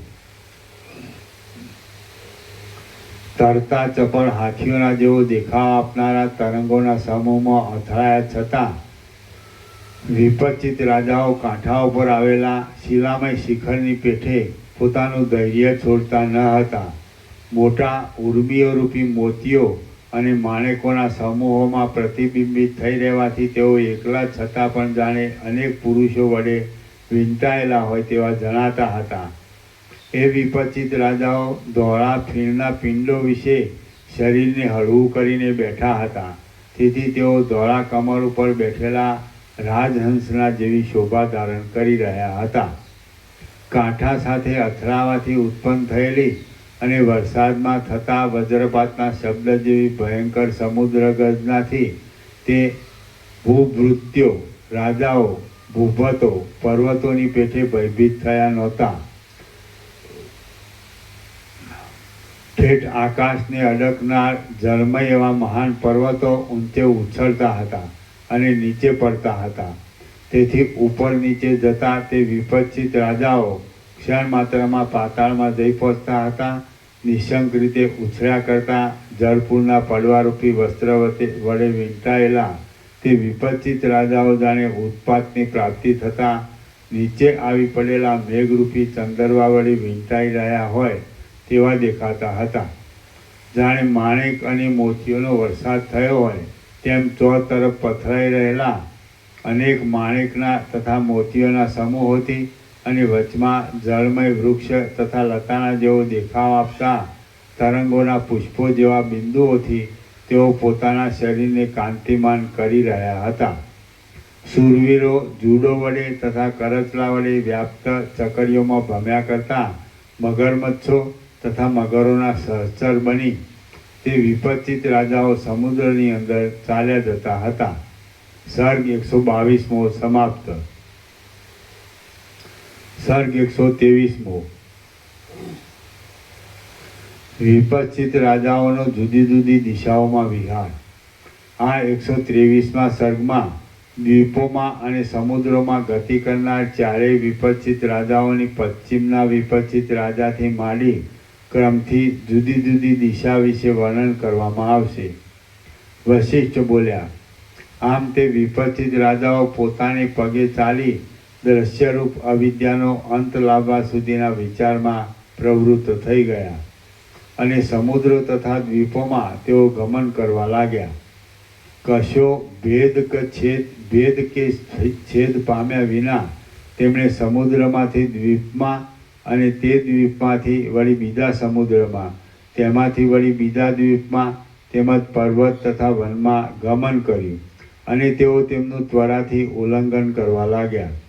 હવે પશ્ચિમ દિશા જોવા નીકળેલા વિપચિત રાજાને એક માછલો મળી ગયો, ગળી ગયો. વળી હવે પશ્ચિમ દિશા જોવા નીકળેલા વિપચિત રાજાને એક માછલો ગળી ગયો. તે માછલો વિષ્ણુના મત્સ્ય અવતારના કુળમાં ઉત્પન્ન થયો હતો. હું અમર છું એવું અભિમાન ધરાવતો હતો અને વિતસતા નદીમાં વહ્યા જતા વહાણ આદિના જેવી અતિ શીઘ્ર ગતિવાળો હતો. તે મત્સ્યે એ રાજાને જીરવી નહીં શકવાથી તેને ક્ષીર સમુદ્રમાં જઈ ઓકી કાઢ્યો. એટલે તે ક્ષીરસાગરનું ઉલ્લંઘન કરી ઘણે દૂર કોઈ બીજી દિશામાં ચાલ્યો ગયો. દક્ષિણ દિશામાં નીકળેલા વિપચિત રાજાને ઇક્ષુરસના સમુદ્રમાં આવેલા યક્ષનગરને વિશે વશીકરણ વિદ્યામાં કુશળ કોઈ યક્ષિણીએ નજરે પડતા પોતાની વિદ્યાના બળથી અધીન કરી લીધો અને તેને પોતામાં લંપટ બનાવી દીધો. પૂર્વ દિશા તરફ ગયેલા વિપચિત રાજાને કોઈ મગરમચ્છ ગળવા આવ્યો ત્યારે તેણે તેને દબાવી રાખી ગંગાજીમાં લઈ જઈ ચીરી નાખ્યો. પછી ગંગાજીએ તે વિપચિત રાજાને કાન્યાકુબ્જ દેશમાં લાવી મૂકી દીધો.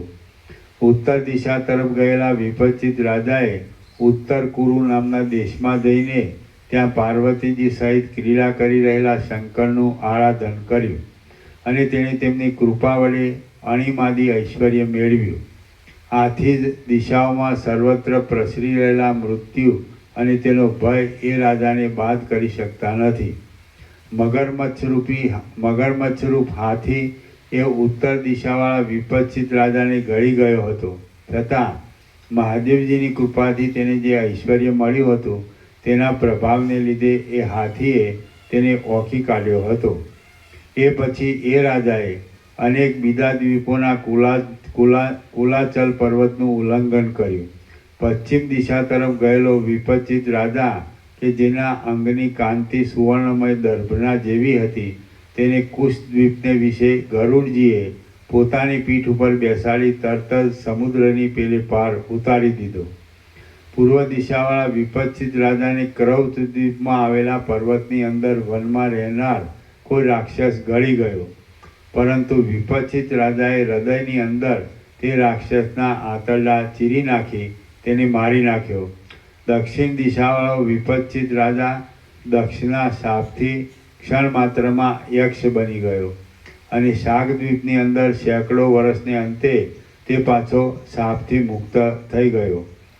ઉત્તર દિશાવાળો વિપચિત રાજા નાની મોટી નદીઓ અને સમુદ્રોને વેગ વડે તરી ગયો અને મહાસાગરને અંતે આવેલી સુવર્ણમય ભૂમિમાં કોઈ સિદ્ધના શાપથી શિલારૂપ થઈ ગયો. પછી સેંકડો વર્ષને અંતે તે જ સિદ્ધે અગ્નિના પ્રસાદથી તેને તે શાપથી મુક્ત કર્યો. એટલે તેને સિદ્ધ સાથે પ્રીતિ બંધાઈ છે. પૂર્વ દિશા તરફનો વિપચિત રાજા વિશેષે કરી નાળિયેરના વૃક્ષો વડે સુશોભિત દેશોમાં વસનારા લોકોનો રાજા થયો અને પોતે પરમ ધર્મિષ્ઠ હોવાથી તેને પૂર્વના વૃત્તાંતનું સ્મરણ થયું. તે રાજાએ નાળિયેરના ફળોનું ભક્ષણ કર્યું અને 10 વર્ષ પર્યંત મેરુ પર્વત તરફથી ઉત્તર બાજુએ આવેલા કલ્પવૃક્ષના વનની અંદર અપ્સરા સાથે નિવાસ કર્યો. પશ્ચિમ તરફનો વિપચિત રાજા પક્ષીઓનું વશીકરણ કરવાની વિદ્યાના રહસ્યને જાણતો હતો અને તેણે સાલમલી દ્વીપમાં રહેલા સાલમલી વૃક્ષની પક્ષીણાના માળામાં રહી તેની સાથે ક્રીડા કરી અનેક વર્ષો વ્યતીત કર્યા. પછી એક દિવસ કોમળ લતાવાળા મંદરાચલ પર્વતમાં મંદાર વૃક્ષરૂપી મંદિરની અંદર મંદરી નામની કોઈ કિન્નરીએ તેનું સેવન કર્યું. પૂર્વ દિશા તરફનો વિપચિત રાજા ક્ષીરસાગરના કિનારે ગયો અને ત્યાં આવેલા કલ્પવૃક્ષના વનોની પંક્તિઓમાં તેણે કામથી વ્યાકુળ બની જઈને નંદનવનની દેવતાઓ જેવી અપ્સરાઓ સાથે 70 વર્ષ કાઢી નાખ્યા. શ્રી યોગ વાસિષ્ઠ મહારામાયણમાં નિર્વાણ પ્રકરણના ઉત્તરાર્ધનો દિગ્વિહરણ નામનો સર્ગ 123મો સમાપ્ત. સર્ગ 124મો. વિપચિત રાજાઓનો દ્વીપોમાં તથા પર્વતો પર વિહાર.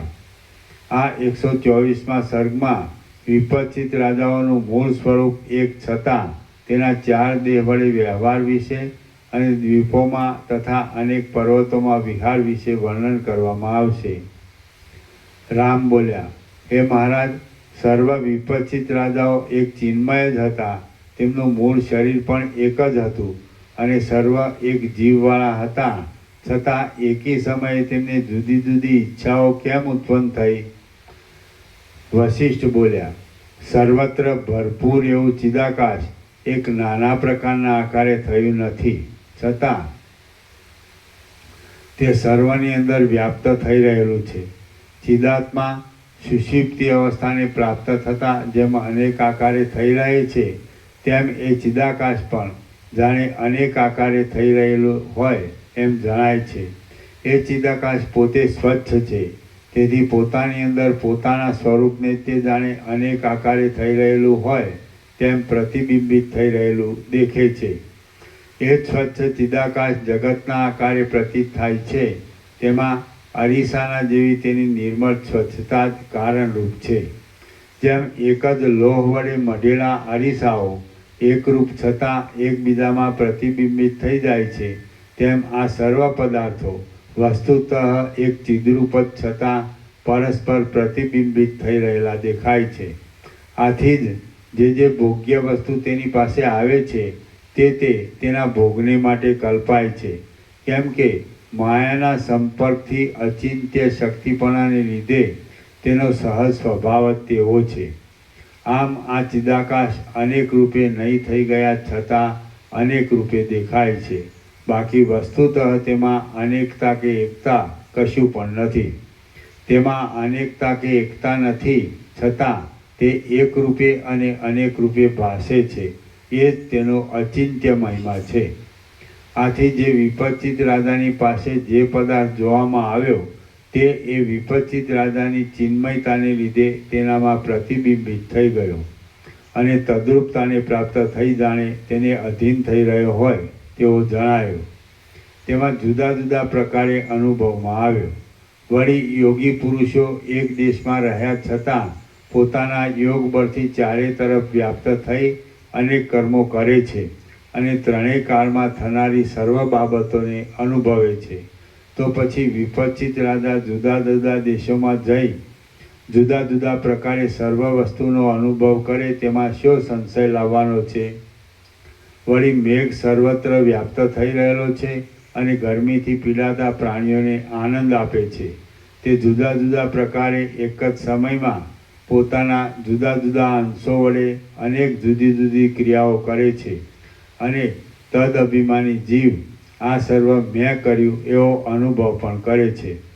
અણિમાદી ઐશ્વર્યને લીધે ઈશ્વર કોટીમાં ગણવા યોગ્ય કેટલાક યોગીઓ જગતમાં થનારા અસંખ્ય કર્મોના સમૂહને એક જ સમયે યોગ બળથી કરે છે અને અનુભવે છે. એક વિષ્ણુ ભગવાન પોતાના 4 બાહુ વડે એટલે કે પોતાના 4 શરીર વડે જુદી જુદી જાતની ક્રિયાઓ કરતા રહી જગતની રક્ષા કરે છે અને ઉત્તમ અંગનાઓનો ઉપભોગ કરે છે. વિષ્ણુ ભગવાન 2 ભુજા વડે બની શકે તેવા કર્મોને 2 ભુજા વડે કરે છે અને ઘણી ભુજાઓની જરૂર પડે તેવા સંગ્રામ કાર્યમાં અનેક ભુજાઓ વડે નિરંતર યુદ્ધ કરતા રહે છે. એ જ પ્રમાણે તે વિપચિત રાજાઓ મૂળ એક જ ચિદ્રૂપ હતા, છતાં તેમણે સર્વ દિશાઓમાં તેવા પ્રકારે જુદા જુદા રૂપે રહી તેઓ જુદો જુદો વ્યવહાર કર્યો અને સુખ દુઃખ આદિ ભોગવ્યું. તેમણે ભૂમિરૂપી શૈયામાં શયન કર્યું હતું, દ્વીપાંતરોમાં જઈ ભોજન કર્યા હતા, વનોની પંક્તિઓમાં વિહાર કર્યો હતો અને તેઓ મારવાડની તથા તેના જેવી બીજી નિર્જન ભૂમિમાં ચાલ્યા હતા. પર્વતોની પંક્તિઓમાં તેમણે નિવાસ કર્યો હતો. સાગરોની અંદર તેમણે ભ્રમણ કર્યું હતું. અનેક દ્વીપોમાં તેમણે વિશ્રામ લીધો હતો અને તેઓ મેઘોની માળા વડે સુશોભિત એવા પર્વતોના ઉપરના ભાગોમાં છુપાઈ રહ્યા હતા. પર્વતોના સમૂહોમાં, પવનના ઝપાટાઓમાં અને જળના તરંગોમાં તેમણે પોતાનો દેખાવ આપ્યો હતો. તેમજ પર્વતોની તથા સમુદ્રોની નદીઓમાં અને નગરીઓમાં તેમણે ક્રીડા કરી હતી. પૂર્વ દિશા તરફનો વિપચિત રાજા રાજાને શાકદ્વીપમાં પ્રસિદ્ધ ઉદયાચલ પર્વતના તટની અંદર આવેલા પાંદડા વગરના થોરના જંગલમાં યક્ષે સંમોહન વિદ્યા વડે મોહિત કરી દીધો હતો. તેથી તેણે 7 વર્ષ સુધી તેની અંદર શયન કર્યું હતું. પછી તે જ પર્વતમાં તે ક્યાંક પાષાણપણું ઉત્પન્ન કરનારા જળનું શિલાંબુનું પાન કરીને બળાત્કારથી પાષાણ ભાવને પામ્યો હતો અને તેણે પૃથ્વીની અંદર પાષાણ રૂપે પોતાના 7 વર્ષ ગાળ્યા હતા. પશ્ચિમ તરફનો વિપક્ષિત રાજા શાકદ્વીપની અંદર આવેલા અસ્તાચલ પર્વતના શિખર ઉપર ગયો હતો.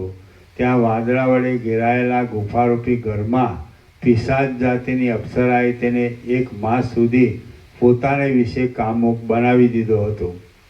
પૂર્વ તરફનો વિપક્ષિત રાજા શાંતભય નામના વર્ષખંડમાં જળધાર નામના મોટા પર્વતમાં હરડીના વનની અંદર ગયો હતો અને ત્યાં કોઈ ઋષિના શાપથી 70 વર્ષ સુધી હરડીના વૃક્ષરૂપ બની તે અદૃશ્ય થઈ ગયો હતો. આ રેવતાચલ પર્વતમાં શિશિર નામના વર્ષની અંદર પૂર્વ દિશા તરફનો વિપક્ષિત રાજા યક્ષને આધીન થઈ ગયો હતો. તેથી તે 10 રાત્રિ સુધી સિંહરૂપ થઈ રહ્યો હતો. પછી તે પિશાચની માયાથી છેતરાઈ ગયો હતો અને આ મેરુ પર્વત આદિની ગુફામાં દેડકારૂપ બની જઈ 10 વર્ષ પર્યંત તેમાં રહ્યો હતો. ઉત્તર દિશા તરફનો વિપક્ષિત રાજા શાકદ્વીપની અંદર નીલગિરી પર્વતના તટ ઉપર આવેલા કૌમાર વર્ષ ખંડમાં ગયો હતો અને ત્યાં અંધકૂપમાં અંધારા કૂવામાં સેંકડો વર્ષ પર્યંત અંધપણે રહ્યો હતો. પશ્ચિમ દિશા તરફના વિપક્ષિત રાજાએ આ મરીબક નામના વર્ષખંડમાં વિદ્યાધરપણાને પ્રાપ્ત કરી દેનાર મંત્ર વિદ્યા વડે 14 વર્ષ સુધી વિદ્યાધરપણું ભોગવ્યું હતું. એ વિપક્ષિત રાજાએ સુરતના શ્રમથી થાકી ગયેલા મહાદેવજીના અત્યંત શોભા વડે ચપળ અવયવોમાં ક્રમે કરી ઉત્પન્ન થયેલા શ્વેતબિંદુથી શીતળ અને એલચીઓની લતાઓના આલિંગન વડે સુગંધી સમુદ્ર તટમાં વનોના સુંદર પવનોનો આશ્રય કરી પોતાનું વિદ્યાધરપણું ભોગવ્યું હતું. સર્ગ 124મો સમાપ્ત. સર્ગ 125મો જીવનમુક્ત પુરુષોની ક્રિયાનું વર્ણન. આ 125મા સર્ગમાં વિપત્તિની અંદર બધા વિપક્ષિત રાજાઓનું પરસ્પર ઉપકારીપણું અને જીવનમુક્ત પુરુષોની ચોતરફ અનેક પ્રકારની સર્વતોમુખી ક્રિયાનું વર્ણન આવશે. વશિષ્ઠ બોલ્યા, શાકદ્વીપની અંદર શાંત ભય નામના ખંડમાં જલધાર નામનો પર્વત છે. તેમાં હરિતકીના વનમાં પૂર્વ દિશાનો વિપક્ષિત રાજા હરડીના વૃક્ષ ભાવને પામ્યો હતો અને તે કાતરના જેવી પૃથ્વીની અંદર રહેલી શિલા સંબંધી જળનું મૂળ દ્વારા પાન કરીને સ્થિતિ કરી રહ્યો હતો. પશ્ચિમ દિશાવાળા વિપક્ષિત રાજાને આ વાતની ખબર પડી એટલે તે ત્યાં આવ્યો. તે શાપ આપનાર મુનિને પ્રસન્ન કરીને તેની પાસેથી વિદ્યા ભણ્યો. જાણે કરવત વડે તેનું વૃક્ષપણું કાપી નાખતો હોય તેમ તેણે એ વિદ્યાથી તેણે વૃક્ષ ભાવમાંથી અક્ષતપણે 70 વર્ષે છોડાવી દીધો. પશ્ચિમ દિશા સંબંધી વિપક્ષિત રાજા કોઈ પિશાચોના રાજાના શાપથી પાષાણ ભાવને પ્રાપ્ત થઈ ગયો હતો અને દક્ષિણ દિશાવાળા વિપક્ષિત રાજાએ ત્યાં આવી ગોમાંસ આદિના પ્રયોગ વડે પિશાચોના રાજાને પ્રસન્ન કરી તેને મુકાવ્યો હતો.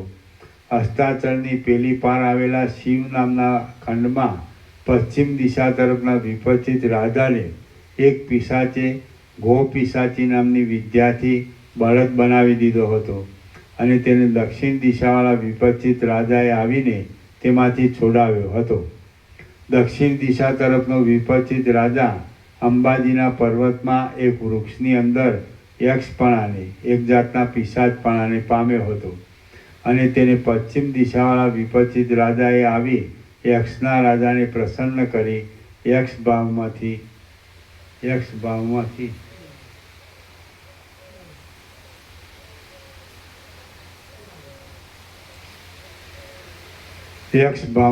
છોડાવ્યો હતો. પૂર્વ દિશા તરફનો વિપક્ષિત રાજા આ શાકદ્વીપની અંદર જ વૃષક નામના ખંડમાં કેસર નામના પર્વતને વિશે સિંહ રૂપ બની ગયો હતો અને તેને પશ્ચિમ દિશાવાળા વિપચિત રાજાએ આવી એ સિંહ ભાવમાંથી મુક્ત કર્યો હતો. રામ બોલ્યા, હે મહારાજ, યોગીઓ એક દેશમાં રહ્યા છતાં ચોતરફ વ્યાપ્ત થઈ જઈ ત્રણેય કાળમાં જુદા જુદા અનેક કર્મો શી રીતે કરે છે, આપ તે કહો. વશિષ્ઠ બોલ્યા, હે રામચંદ્રજી, આ જગતની અંદર અવિવેકીઓની દ્રષ્ટિએ જે કાંઈ ભૂત ભૌતિક આદિ રહ્યા છે તે ભલે હો, તે વિશેનો કાંઈ આપણે વિચાર કરવાની જરૂર નથી. તેમ આ વિષયમાં પણ અવિવેકીઓનું જેમ માનવું હોય તેમ ભલે હો, આપણે અહીં તે વિશે વિચાર કરવાની જરૂર કશી નથી. બાકી વિવેકી પુરુષોની આ બાબતમાં જે સમજણ છે તે વિશે હું કહું છું તે તમે સાંભળો. તત્વવેત્તાઓની દ્રષ્ટિમાં સત્તા સામાન્ય રૂપ ચિન્માત્ર વિના જગતનું બીજું રૂપ જ નથી. જ્યારે દ્રશ્યના અત્યંત અભાવનો બોધ થઈ જાય છે અને ઉત્પત્તિ પ્રલય સંબંધી દ્રષ્ટિનો પણ ક્ષય થઈ જાય છે, ત્યારે તત્વવેત્તા પુરુષ સત્તા સામાન્ય રૂપ ચિન્માત્રમાં જ નિરંતર વિશ્રાંત થઈ રહે છે. તેથી તે નિત્ય સર્વેશ્વર રૂપ થઈને સર્વસ્વરૂપ તથા સર્વાત્મા રૂપ થાય છે.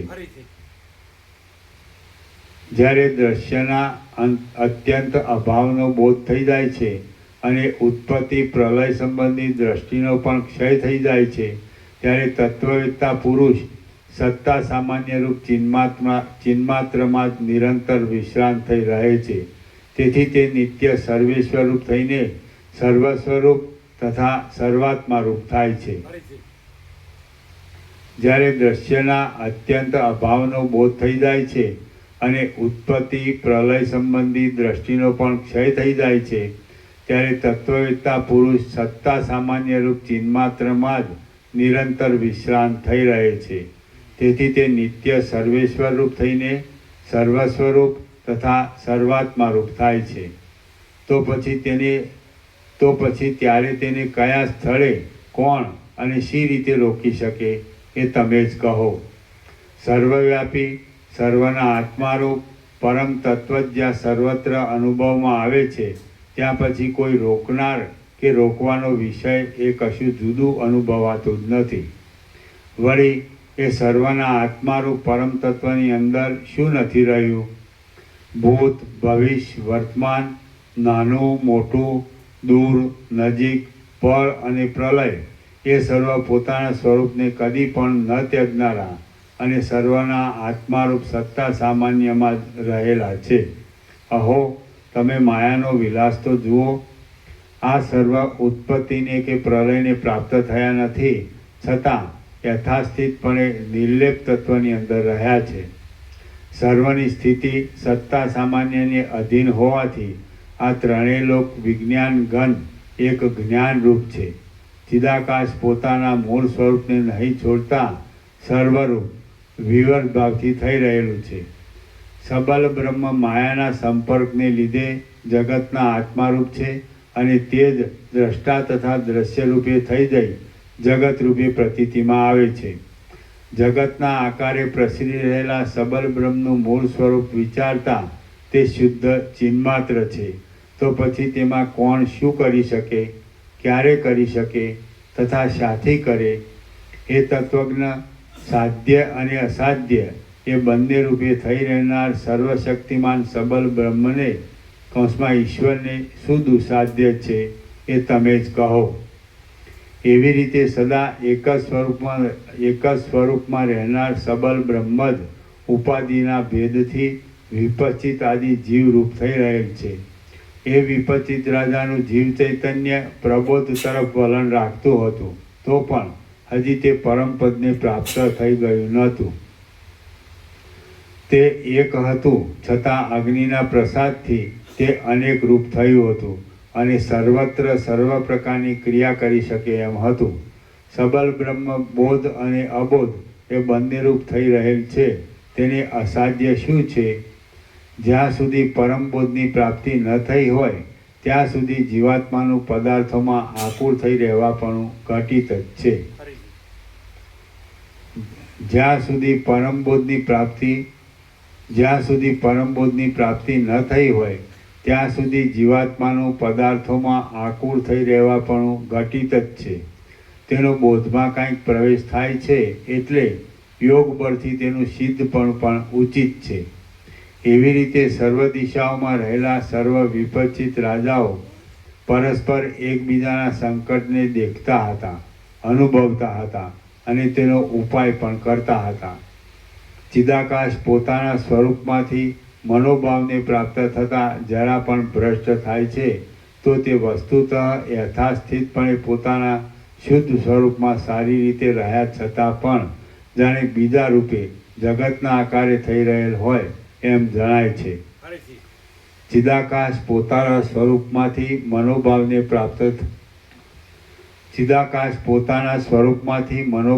પ્રાપ્ત થતાં જરા પણ ભ્રષ્ટ થાય છે તો તે વસ્તુતઃ યથાસ્થિતપણે પોતાના શુદ્ધ સ્વરૂપમાં સારી રીતે રહ્યા છતાં પણ જાણે બીજા રૂપે જગતના આકારે થઈ રહેલ હોય એમ જણાય છે. કેટલું બાકી છે? તો વધારે બસ તો પછી એના પછીની લાઈન લઈ લ્યો. રામ બોલ્યા, હે મહારાજ, વિપચિત રાજાઓ જો પ્રબુદ્ધ જ્ઞાનવાન હોય તો તેઓ દિશાઓમાં સિંહ બળદ આદિ ભાવને સી રીતે પ્રાપ્ત થયા? મને સારી પેથે બોધ થવા માટે આપતે કહો. ઓમ ઓમ ઓમ. પ્રસાદ આપી દો.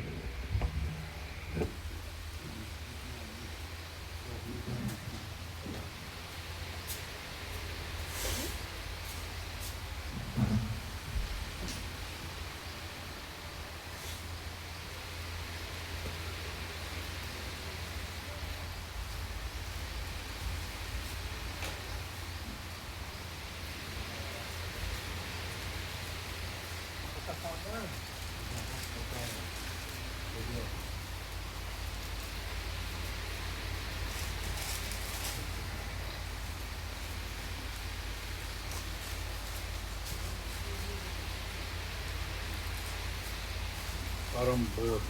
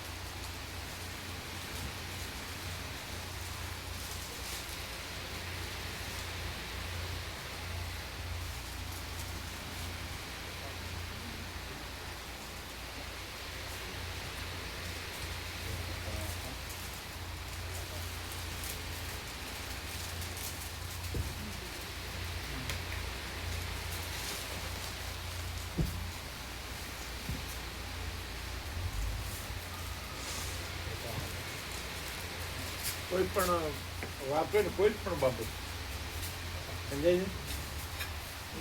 જ્યારે ફોન આવે કે કાંઈ પણ કરવાનું હોય તો તરત કરી જવાનું, એટલે પછી ઉપર નહીં રાખવાનું.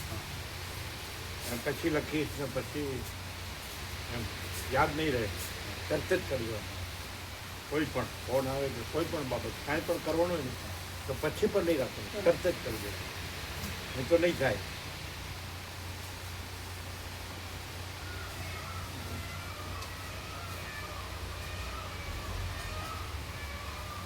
કેવો પ્રકાશ છે? હે?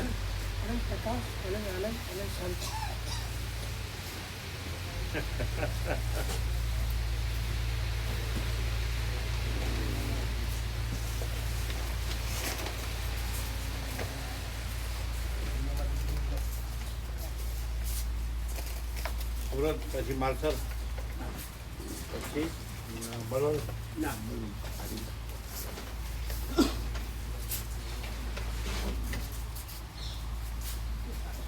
પેલા સુરત પછી માલસર.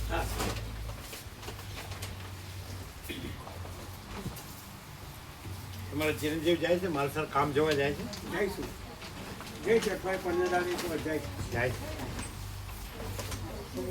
અંદર યુઝ કરવા માટે વસ્તુ ધોવા માટે ટોયલેટ માટે છે એટલે બાથરૂમમાં નીચેનું ફર્શ ધોવા માટે બાથરૂમમાં નીચેનું કડી ધોવા માટે અને આ પોતું કરવા માટે શું કરવા? પોતું કરવા માટે આ ફિનાઇલ નાખે ફિનાઇલ અને આ હેન્ડ વોશ હાથ ધોવા ડેટોલ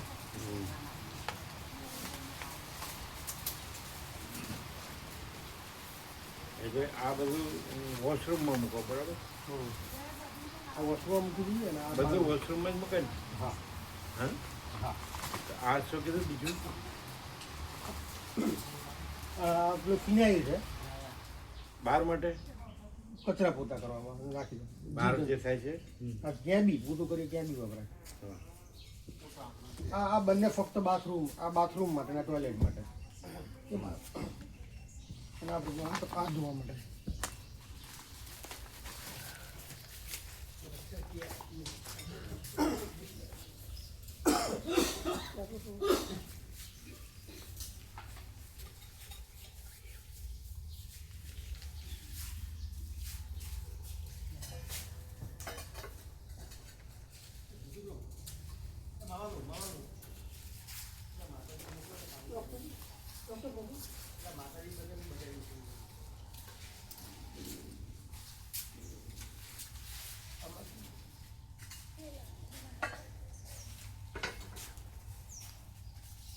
કેવો પ્રકાશ છે?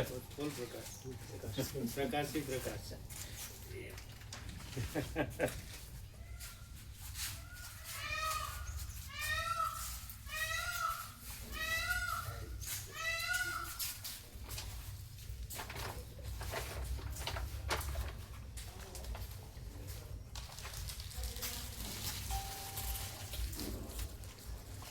કીધું રોટલીનું કીધું?